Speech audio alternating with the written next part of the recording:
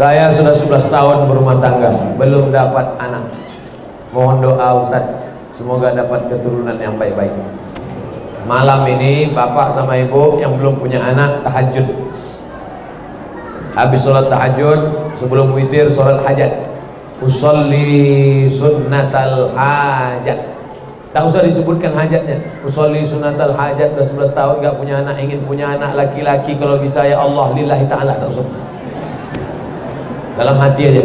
Usolli sunnatal hajat, raka'ataini lillahi ta'ala. Allahu akbar. Ayatnya bebas. Iftitah Fatihah ayat rakaat kedua, Fatihah ayat di sujud terakhir Allahu akbar. Disitulah doa panjang-panjang lama-lama, tapi tak usah diucapkan di mulut, dalam hati saja. Ya Allah, aku ingin punya anak ya Allah. Ngadunya sama Allah, jangan ngadunya di wall Facebook.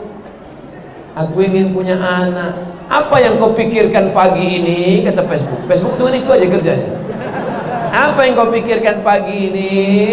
Ngadu dia di wall Facebook. Aku sudah 11 tahun nikah nggak punya anak. Datang komen-komen sama aku aja ya. Facebook tuh hantu semua isinya.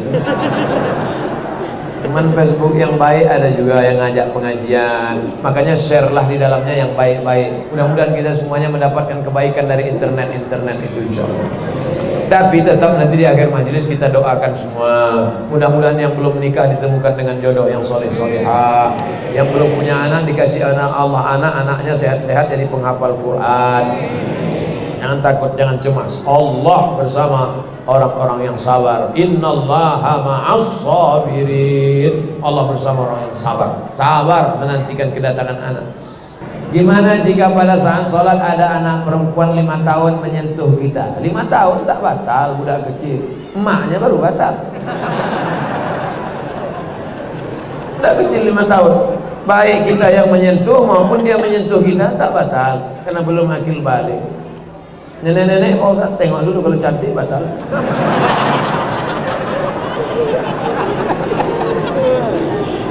Saya seorang supervisor. Supervisor ini pengawas di salah satu perusahaan. Dengan jabatan saya sering memasukkan pekerja di perusahaan itu saya masukkan.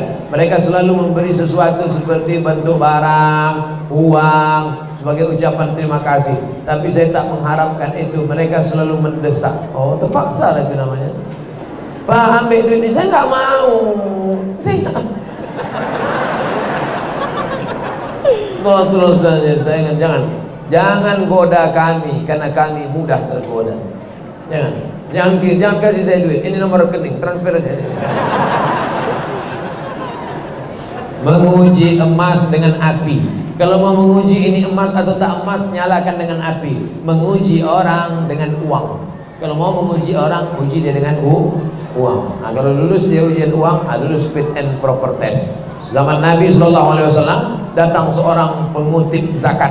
Apa kata dia? Ini zakat saya, ini hadiah saya. Ini zakat kambing saya, ini hadiah saya. Dia diutus Nabi untuk mengutip zakat. Dia utus zakat di Yaman. Pergi kau kutip zakat di Yaman. Balik dari Yaman, ini zakat kambing, ini hadiah untuk saya. Marah Nabi. Kalau kau duduk di rumah emakmu, kalau kau duduk di rumah ayahmu, kalau kau duduk di rumah bapakmu, apa mungkin orang datang ngasih kau kambing tiba-tiba? Tidak ada. Engkau dapat itu karena jabatan. Sekarang KPK menyebut itu sebagai gratifikasi. Kalau tertangkap sedang serah terima, OTT, operasi tangkap tangan. Oleh sebab itu hati-hati. Makanya dulu ada orang menikah, pejabat menikahkan anaknya, itu dibongkar KPK kotaknya itu, karena tak mungkin kado. Masa kado isinya 1 M? Kado 1 miliar. Mana mungkin orang ngasih nikah hadiah 1 miliar? Itu apa itu? Gratifikasi. Hati-hati. Mudah-mudahan akhirnya apa? Kita tidak lagi objektif menilai pekerjaan. Dulu kalau dia melihat menjadi pengawas, ini gak betul nih, ini salah nih, ini tak tepat ini kurang ini, kinerjanya tak betul. Tapi setelah dapat hadiah, gimana Pak? Ini sebetulnya tak betul, tapi ya agak-agak betul. Hati-hati dengan gratifikasi. Gimana hukumnya jika kita bermakmum pada orang yang baju ketat? Cari yang tak ketat. Pada saat sujud tersingkap auratnya, bajunya baju kaos, pendek pula, celananya celana jeans. Jadi kalau dia mau pas sujud, pas rukuk, pas sujud Allahu Akbar, kaos itu tarik ke atas, jeans itu taruh ke bawah. Pas sujud nampak LC, lubang ciri. Tapi LC itu bukan lubang ciri. Orang yang sholat nampak lubang ciri, sholatnya batal. Maka kalau imamnya batal, makmumnya juga batal. Hai orang-orang yang sholat, panjangkan baju kalian, pakai celana yang panjang ke atas, jangan panjang ke bawah. Nah, pakai ikat pinggang. Kalau kira-kira ruku, ini banyak nih model celana jeans yang mau tanggal ke bawah. Dia yang pakai celana itu, kita pula yang takut lepas. Apa gaya-gaya anak muda ini? Heran saya. Saya dulu perasaan pernah juga muda, tapi tak macam kalian menunjukkan lubang ciri. Syarat sah solat menutup aurat. Aurat laki-laki dari pusat sampai ke lutut. Kalau terbuka maka solatnya batal, karena syarat sah solat. Kalau batal imam, batal juga makmum. Hati-hati berimam sama orang yang terbuka. Mazhab LC itu. Pak Ustaz, saya sangat menyayangi orang tua. Saya pun sayang juga, bukan ente. Menyayangi anak, menyayangi suami dan sesama. Yang saya tanyakan, apakah saya salah kalau saya berharap doa dari orang tua, anak, suami dan sesama juga menyayangi saya, dan berharap mereka juga menyayangi saya? Saya berharap mudah-mudahan semua jamaah mendoakan saya istiqomah dan husnul khatimah.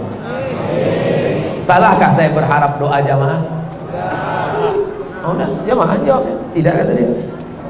Maka ibu berharap doa bapak, bapak juga berharap doa ibu. Kita berpisah dari majelis ini. Habis dari ini kita tak berjumpa, tapi sebenarnya kita masih tetap bersama, karena bapak ibu selalu mendoakan saya. Apalagi kalau ayatnya pendek, qul huwallahu ahad, Allahus somad.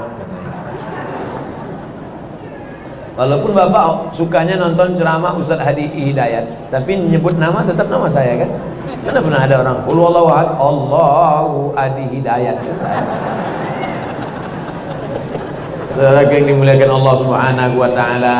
Jadi kita tetap bersama dalam doa. Da'autu lisyafi'i fi salati. Aku mendoakan Imam Syafi'i dalam salatku arba'ina sana. Aku mendoakan Imam Syafi'i 40 tahun. Yang berkata itu siapa? Imam Hambali, Imam Ahmad bin Hanbal. Kampungnya di Baghdad, meninggal 241 Hijrah. Nama kitabnya Musnad Ahmad bin Hanbal. Imam Hambali mendoakan Syafi'i 40 tahun. Mau orang Batak mendoakan saya 40 tahun? Macam sampai aja 40 tahun. Saya tak minta bapak ibu doakan saya 40 tahun. Doakan 4 kali aja jadilah. Subuh, zuhur, asar, maghrib, besok. Doakan tak usah banyak-banyak. Ya Allah, matikan Ustaz Somad husnul khatimah. Amin. Jangan sekarang. Kasihlah sempatan agak-agak berapa bulan lagi. Cepat aja zaman ini kita mati. Bagaimana cara membimbing istri yang sering merasa jadi babu dalam rumah tangga? Kenapa kau suruh dia kerja semua? Kalau dia nampak cuci piring, bantulah dia. Piring banyak, bantu agak satu. Bantu satu. Kau bukan babu istrimu, cuman kau kebetulan dapat suami yang susah macam mana. Kau doakan murah-murah rezeki, insya Allah nanti ku tambah satu lagi untuk menjadi kawan kau. Apa kata kau? Ambilnya pisau tu langsung. Aslinya bapak carikan pembantu untuk menolong dia. Itu hukum aslinya. Tapi karena bapak susah, tak bisa menolong, paling tidak tolonglah dia dengan kata-kata. Sabar ya ma, sabar. Kau tak lama ini, tak lama. Tak lama kau susah macam ini. Ini udahlah tak bisa mencarikan pembantu. Dibuatnya pula macam pembantu, salah sakap sikit aja, bang, birunya mata, bang, merah, gagal, habis gigi. Ustaz Somad, itu bini si pulang itu gigi tak ada yang asli lagi. Habis semua, asal marah sedikit, maaf tanggal. Perempuan yang dianiaya macam babu, macam budak ini, maka dia wajib melapor kepada walinya. Ibu punya wali 6 orang. Wali ibu ada 6. Pertama ayah, kedua atuk. Yang tak paham atuk, grandfather. Ayah, atuk, abang, adik, abang ayah, adik ayah, 6 wali. Maka wali tadi memanggil suami brengsek tadi. Brengsek, itu anak gadis kami dulu di rumah itu macam Cinderella, tahu? Pakai sepatu kaca dia dulu di rumah kami. Sekarang sudah nikah sama kau, kenapa cuci piring aja kerja dia? Kenapa masak aja kerja dia? Maka mungkin dihajar. Oleh sebab itu maka kita doakan mudah-mudahan suami-suami ini punya duit banyak, insyaallah.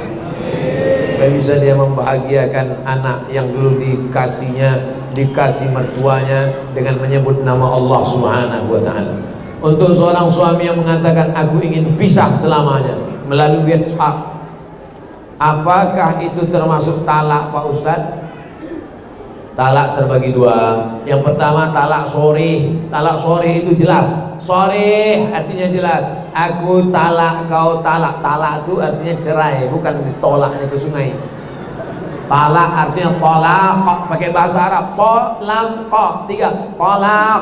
Tapi kan orang kita payah nyebut tolak, apa talak? Tolak artinya lepas. Engkau aku talak artinya kau aku lepaskan dari ikatan. Kalau dia ucapkan begitu, hai ibu-ibu, hai perempuan, pahami dengan baik. Kalau suamimu berkata aku talak engkau, jatuh talak 1. Jatuh talak 1. Tolak itu bagi tolak 1, tolak 2, tolak 3. Dia bukan metik langsung lah. Dia manual lagi 1, 2, 3. Nah, tapi ada satu lagi namanya tolak kinayah. Tolak kinayah itu apa? Tolak kinayah itu pakai bahasa kiasan. Pulanglah kau ke rumah orang tuamu. Kalau ibu-ibu nanti disuruh suaminya, pulanglah kau ke rumah orang tuamu, jangan pulang. Tanya dia, apa maksudnya itu?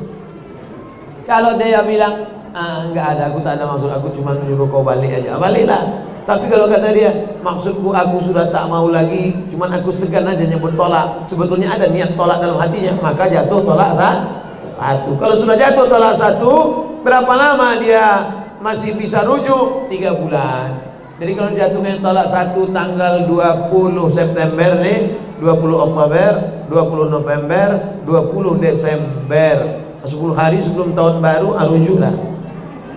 Sebelum habis iddah 3 bulan. Tapi kalau sudah habis iddah 3 bulan, mau rujuk juga, maka mesti akad nikah ulang. Cukup rukun syarat, wali harus ada, saksi ada 2 orang, ada mahar, ada ijab, ada qabul. Diakadkan balik sekali lagi macam pengantin baru dulu. Aku nikahkan engkau dengan anakku dengan mahar sebentuk cincin emas tunai sah. Itu namanya pengantin baru stok lama. Udah jelas? Insya Allah pengajian saya jelas. Ada pun orang yang bilang pengajian saya nggak jelas, tak ada duit beli paket ya. Potong-potongnya video. Orang motong ayamnya potong video. Saya mau nanya Ustaz, gimana hukumnya jika anak tidak menuruti keinginan orang tua? Anak mikir masalah akhirat, kedua orang tuanya dan orang tua mikirkannya dengan urusan dunia. Apa ini? Kita ulang payah kali Pak. Gimana hukumnya jika anak tidak menuruti keinginan orang tua? Anak mikir masalah akhirat untuk kedua orang tuanya. Orang tuanya pula memikir urusan dunia. Memanglah dunia ini udah terbalik-balik. Coba tengok. Anaknya memikirkan akhirat untuk orang tuanya. Orang tuanya pula memikirkan dunia. La ilaha illallah. Ini nasibnya sama dengan nasib Nabi Ibrahim alaihissalam. Nabi Ibrahim itu anaknya baik, bapaknya brengsek. Nabi Nuh bapaknya baik, anaknya brengsek. Oleh sebab itu maka kita ingin bapaknya baik, anaknya baik, insyaallah, amin. Oleh sebab itu maka wahai bapak-bapak, wahai ibu-ibu, anakmu yang sudah hijrah, yang sudah pengajian, selalu mikirkan akhirat, jangan nyogok. tapi dia pula menyuruh sogok. Kau sudah selesai S1, sudah selesai S2, sudah selesai S3, pergi ikut PNS. Ini ku kasih 100 juta untuk nyogok. Ayah, ini haram nih. Apa haram-haram? Nanti kalau kau tak makan gimana? Sengaja Allah jauhkan perut lambung ini di bawah. Lambung sengaja dibuat di bawah, otak di atas, supaya jangan dalam pikiran kita itu makan. Jadi kalau ada orang tua, kau tak usah pikir kerja, tak usah, yang penting nanti kau makan. Jongkok aja nggak apa-apa, nepotisme tak apa-apa, korupsi tak apa-apa. Ini otak bapak, ini otak udang. Di situ otaknya, di situ lambungnya. Coba tengok udang, coba buka kepala udang, kan dekat otak sama lambungnya kan. Oleh sebab itu maka manusia ini dijauhkan Allah dari lambung, supaya jangan hanya memikirkan perut saja. Bapak-bapak yang anaknya sudah hijrah, mestinya kalian support anak-anak, kalian support anak-anak, bukan malah menjerumuskan anak ke dalam perbuatan dosa dan maksiat. Mudah-mudahan bapaknya taubat, ibunya taubat, insyaallah. Amin. Saya berusaha hijrah, tapi belum istiqomah karena orang tua menyuruh ikut syuting. Jadi rupanya sekarang bukan kenakalan remaja, tapi kenakalan orang tua. Sudah 2 kertas sudah mengadu orang tuanya yang tak betul. Na'udzubillah, memang akhir zaman. Mesti diundang Ustaz Zulkifli M. Ali kemarin, Ustaz akhir zaman. Sedangkan saya ini Ustaz awal zaman. Saya berusaha hijrah, tapi belum istiqomah karena orang tua saya nyuruh syuting. Karena saat itu saya harus buka aurat. Mestinya engkau yang menyuruh anak gadismu pakai hijab, Pak. Mestinya engkau yang nyuruh anak gadismu pakai baju panjang, jubah, supaya tak nampak lekuk tubuhnya, Bu. Ini syuting nih mau apa nih? Cari duit. Duit itu untuk apa? Untuk makan. Makan, pakaian. Hidup ini kan cuma 2, makan, pakai, sakit, mati, stres, depresi, masuk liang kubur. Hanya sejengkal pikiranmu dalam pikiran. Oleh sebab itu maka carilah rezeki yang halal, carilah rezeki yang berkah. Kulu, makanlah min thayyibat, yang baik-baik, halalan thayyibat, halal dan baik. Na'udzubillah. Sudah 2 kertas, ini trauma saya. Jangan-jangan kertas ketiga ini gitu juga orang tuanya. Ustaz, jika diperkarakan oleh Allah, jika diperkenankan oleh Allah, istri saya akan melahirkan anak, insya Allah jenis kelaminnya perempuan. Jika Ustaz berkenan, mohonlah Ustaz berikan nama. Ketahuan belum follow Instagram saya. Udah ku posting kemarin nama anak-anak perempuan. Inilah payahnya, Ustaznya udah milenial, jamaahnya pula ketinggalan zaman. Nih saya posting sudah nama anak-anak perempuan. Tengok ya. Makanya kalian cari-carilah Ustadz Abdul Somad Official. Nama anak-anak perempuan. Macet pula signal di sini. Berebut-rebutan signal rupanya kita. Nih nama anak-anak perempuan. Saya bacakan nama anak perempuan. Nama anak perempuan Nuaira. Kan panggilnya enak kan? Nuaira. Apa arti Nuaira? Secercah cahaya. 2. Nada. Masya Allah. Siapa nama anaknya? Nada. Apa arti nada? Embun. Sejuk kita tengok anak itu. Embun pula. 3. Inaya. Siapa namanya? Inaya. Inaya artinya karunia Allah. 4. Atia. Atia artinya anugerah Allah. 5. Adiba. Adiba artinya beradab, berbudi pekerti. 6. Nadira. Siapa namanya? Nadira. Apa artinya? Tiada bandingannya. Anak saya ini Pak Ustaz, tak ada bandingannya. Apanya? Jahatnya. Tak ada bandingan akhlaknya, suaranya, patuhnya, taatnya. 7. Suhaila. Artinya kemudahan. Allah berikan kemudahan dalam hidupnya. Rezekinya mudah, jodohnya mudah, anaknya mudah. Nazifa. Artinya bersih. Ini anak saya Pak Ustaz. Siapa namanya? Nazifa. Masya Allah. Telinga berkurap. Betul. Naziha. Siapa namanya? Naziha. Ini anak yang terakhir. Siapa namanya? Syifa. Berapa semua anak? 9. Wah, banyak. Kok banyak kali anaknya? Ini Pak Ustadz 9, emaknya 3. Yang 2 udah meninggal. Ibu mau marah. Nah, jelas, udah ada semua. Nama anak laki-laki Pak Ustadz. Anak laki-laki pun udah diposting juga nih. Ini nama anak laki-laki. Udah. Siapa nama anak laki-laki? Pertama, Martin. Keren. Siapa nama anaknya? Martin. Martin artinya strong, kuat. Kalau saya gabung Arab dengan Inggris, mantap. Siapa nama anaknya? Martin Strong. 2, Nidal. Siapa nama anaknya? Nidal. Artinya apa? Perjuangan. Mantap. Siapa nama anaknya? Mujtaba. Mujtaba artinya manusia pilihan.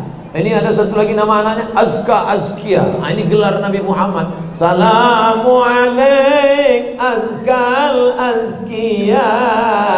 Azka Azkia, tersuci di antara yang suci. Azka Azkia, paling takwa di antara yang takwa. Siapa namanya? Sami.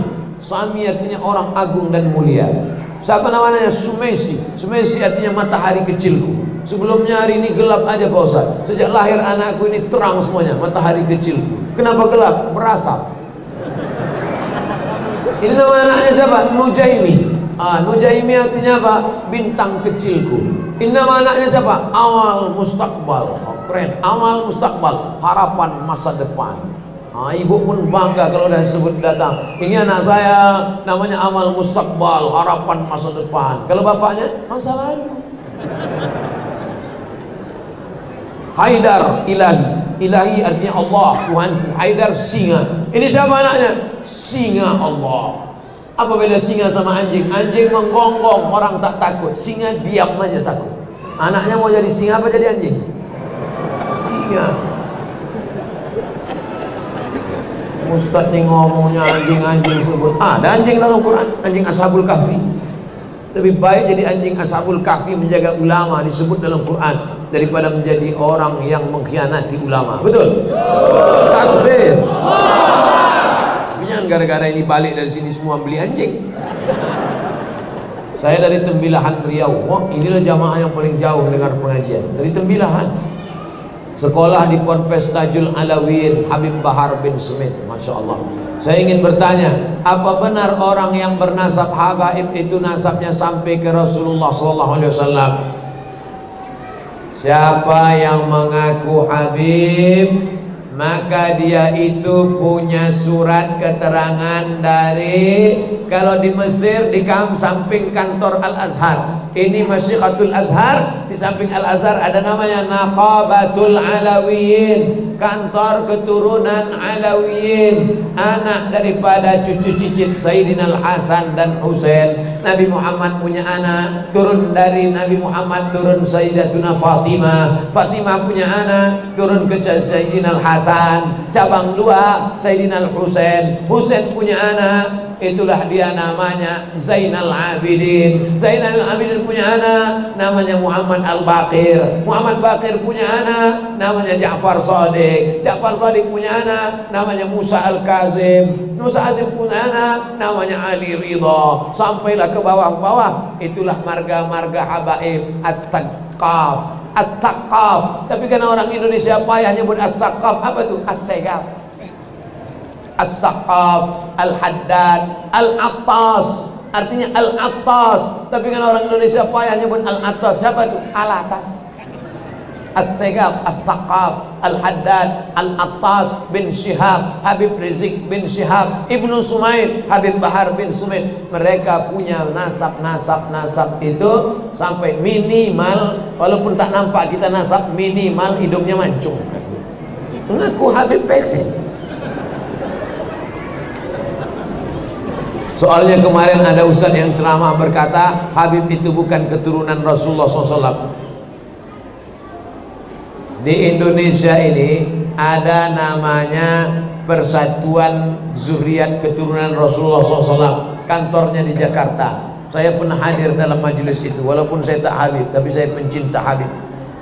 Duduklah kami sama para habaib, termasuk Habib Umar bin Hafiz, di Hotel Crown 2 tahun yang lalu. Datanglah satu profesor nanya, gimana Habib kok PKI? Profesor dari Jakarta nanya, Habib, ketua ikatan Habib se-Indonesia namanya Habib bin Smith. Habib, gimana Habib kok PKI? Mana dia? Nih, DN Aidit. Aidit itu marga Habib Al-Aidid. Kok bisa Aidit keturunan Nabi kok PKI? Habib bin Smith senyum. Keturunan Nabi Aidit pakai dal, Al-Aidid. DN Aidit ujungnya pakai apa? Aidit. Rupanya dia dulu waktu kecilnya pernah dipelihara Habib, kemudian lari nyasar sesat ke PKI. Nah itulah dibuatnya ujung namanya DN Aidit. Penyimpangan. Dia bukan Habib, bukan keturunan Rasulullah SAW. Lalu kemudian ditanya, Habib, gimana cara mendeteksi dia Habib atau tidak Habib? Cukup kami cek 4 saja, nama kakeknya ke atas. 4, nah itu bisa ketahuan dia Habib tak Habib. Oleh sebab itu maka ada lembaga yang mengatur ini. Kalau tidak maka semaunya saja orang, asal mancung Habib. Nauzubillah. Nama-nama tadi sudah, masalah Habib pun sudah. Kertas terakhir. Sudah jam 9:30, sesuai dengan program kita. Ceramah 1 jam, tanya jawab 30 menit, 90 menit. Mudah-mudahan bernilai amal dan ibadah. Belum lagi, masih ada kertas terakhir. Ustaz Abdul Somad, pakai dal, Abdul Somad, bukan Somad. Kalau Somad nama Allah, tempat meminta. Tapi kalau pakai T, Somad artinya diam. Takkan Somad diam. Tolong Ustaz jelaskan pada kami. 1, menceritakan kejelekan orang lain. Ayuhibbu ahadukum ayyakula lahma akhihi maitan. Maukah kamu memakan bangkai saudaramu? Ada orang di Batam mau makan bangkai saudaranya? Mana ada? Bagaimana mungkin ada orang makan bangkai saudaranya? Makan bangkai tikus saja tak mau, makan bangkai orang kok mau? Menceritakan aib orang lain. Boleh menceritakan aib orang lain, syaratnya 3. Pertama, di pengadilan ketika jadi saksi. Hakim bertanya, saksi, ya, benarkah Anda melihat dia mencuri? Sebenarnya saya mau ngomong Pak Hakim, tapi saya takut mini aib makan saudara saya. Gimana aku mau nangkap dia, kata polisi, kalau kau tak bersaksi? Maka kalau jadi saksi di pengadilan, boleh. Yang kedua, kapan boleh menceritakan aib orang lain? Menanya hukum kepada ustaz. Assalamualaikum Ustaz Somad. Waalaikumsalam. Ada yang mau saya tanyakan tentang si fulan. Apa masalahnya? Itulah Pak Ustaz, gak bisa saya ceritakan, takut aib. Gimana aku mau jawab? 3, menunjukkan kebatilan orang batil. Tiba-tiba ada caleg, nyalek dia, dibuatnya balehonya, orangnya sopan, baik, pakai jubah, nampaknya soleh, padahal penjahat. Maka mesti disampaikan ke masyarakat, ini topeng aja, ini penjahat, ini tak betul. Tapi sekedar untuk li'ibtalil batil wa ihqaqil haq, menunjukkan yang hak dan membatilkan yang batil, supaya masyarakat jangan sampai salah, batil betul batil, yang batil sangka betul sangka batil. 2, apa hukum memecah belah orang lain? Sedang memecah belah gelas tak boleh, apa lagi memecah belah orang lain? La tanaza'u, jangan pecah belah. Fatabshalu, nanti kamu gagal. Wa tadhhabu rihukum, kehilangan semangat. Jangan kelahi. Kalau sudah kelahi, pecah belah, kehilangan semangat. Wa'tasimu bihablillahi jami'an wa la tafarraqu, bersatu padu menolong agama Allah. Nanti kalau ada pengajian terus hadir, Habib fulan datang, hadir. Pengajian fulan datang, Habib datang. Untuk apa? Menjaga persatuan umat Islam di Batam, insyaallah. Amin. Apa hukumnya mau tahu semua urusan orang? Nah, ini biasanya wartawan.